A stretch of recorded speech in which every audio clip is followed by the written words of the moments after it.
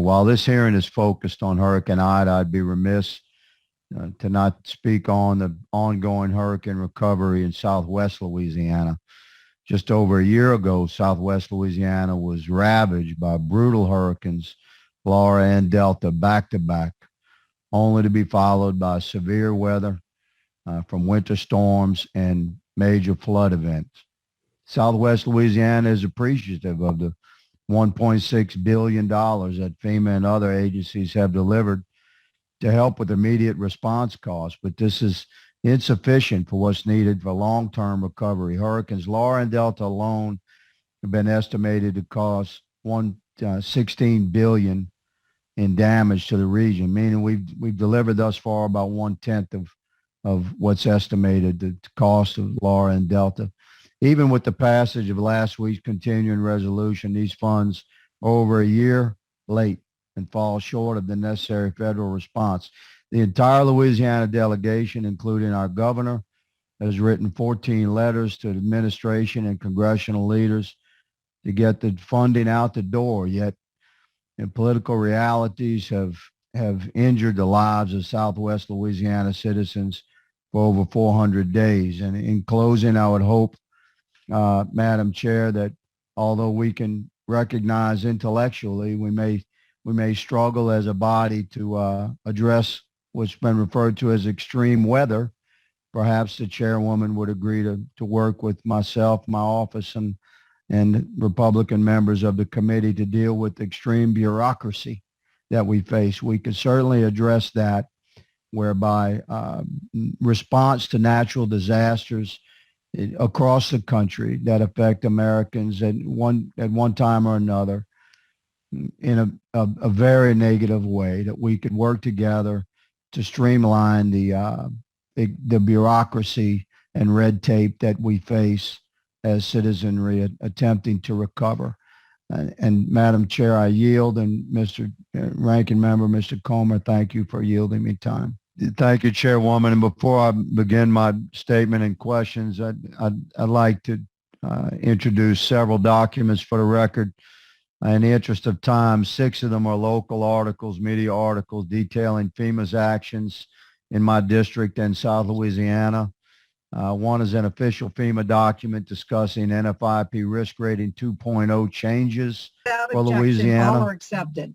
Without objection, all are accepted. Thank you, good lady. Administrator Criswell, thank you for being here today and for visiting Louisiana in late August. Let me clarify that virtually every public entity, including Calcasieu Parish School Board, Cameron Parish, Jeff Davis Parish, the Port of Lake Charles, and the City of Jennings, have numerous public assistance applications still outstanding from the 2020 hurricane season. This delay in funding has real-world consequences that force a small and local government entities to attempt to fund recovery efforts from their very slim margins of revenue and to leverage state bond funding and other revenue streams. The fact that over a year after the initial incidences that these cities and towns are still waiting on the public assistance reimbursements that they qualify for, or in some cases even to have FEMA inspectors come and appraise the damage a year later. That's shameful. Administrator Criswell, as a Biden administration official, to participate in oversight hearings, and the first is Congress, I appreciate you being here. I look forward to our discussions. But FEMA's response to the 2020 and 2021 disasters is an issue within itself. But our overall federal response is always seemingly late. While politicians and bureaucrats discuss the need for better mechanisms to respond to these disasters, the answer is definitely not to create more bureaucracy. The bureaucracy we have is slow and thick. As we discuss potential changes to federal programs to better respond to future natural disasters, meeting the citizens' needs should be our top concern. An increase to focus on timely responses between the federal government and state and local entities. That should be primary. And better coordination and proactive efforts are needed. Administrator Criswell, I wrote to you on August the 10th regarding Calcasieu Parish School Board's public assistance applications. This is an example of the bureaucracy that we're frustrated with from FEMA. The school board has 2 Category A, 21 Category B, and 82 Category E projects currently outstanding. This is from a storm a year ago, ma'am. While some of these applications have been approved, there's very few. Most of the requests are still outstanding. Jeff Davis Parish has $2 million worth of requests. His parishes cannot afford to carry that for a year for programs that they qualify for. Additionally, regarding FEMA's 50% rule, the Port of Lake Charles has submitted multiple projects in order to receive funding and has yet to receive one validation or determination from FEMA. Administrator, can you explain why this school district, for instance, local governments, and others like it in my districts have had to wait, in some cases over 300 days, to receive reimbursement that they clearly qualify for? Is it a funding issue? Is it because of inspectors? Or is it due to bureaucracy, ma'am?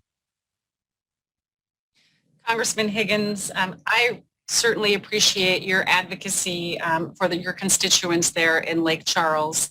I mean, we discussed this previously on the Committee on Homeland Security. And following that, I did make a trip down to Lake Charles. I visited with Mayor Nick Carter to better understand some of the struggles that he has been experiencing. And I brought my senior leadership team with me so they could follow up directly. Some of the things we learned brand new during that visit, and my team has been following up on it. I don't have the specifics on the school district that you mentioned, but it's taking too long is what it sounds like. And so I commit to you that my team will continue to work with the representatives there to make sure that we're moving this forward as fast as we can. I thought that we had made some progress after that visit, but I will follow up and make sure that it's continuing to move forward. I thank the administrator for her candid answer. We will communicate directly with you in your office, ma'am, with further details and specifics. Madam Chair, I thank you for holding this hearing today, and my time has expired, so I yield. Administrator Criswell, thank you for being here today. We have more work to do.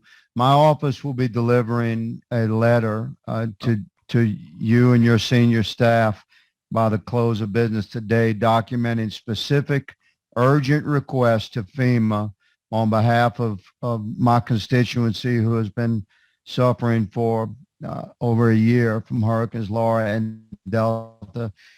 I'd like your personal commitment, ma'am, that you will receive our letter and be involved. You've been very gracious today and professional, and I thank you for that. So I'm going to lean on you for a commitment to personal involvement in the letter that we deliver today. And finally, regarding rural areas and small towns, I beg of you, madam, let's make sure that our small towns, rural areas, poor communities get adequate attention and compassionate response, that they don't get left behind.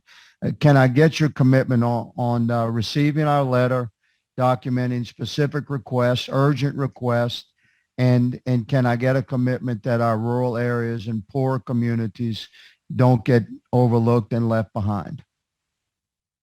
Congressman Higgins, you have my commitment to be personally involved in that response to your letter, and I'd like to thank you and Congressman Carter for your leadership in supporting the people that have been impacted by these recent events in Louisiana. Thank you, ma'am. And to my colleague, Representative Carter, he's done an amazing compliment to the Louisiana delegation. I commend him for the work that he does and continues to do. He had big shoes to fill with our friend and colleague, Congressman Richmond, is now in the White House as a senior advisor. We are Louisiana strong in Congress and in the White House, so we are joined together. Madam Chair, thank you for your gracious your gracious allowances of time during this hearing. Thank you very much, madam. I yield.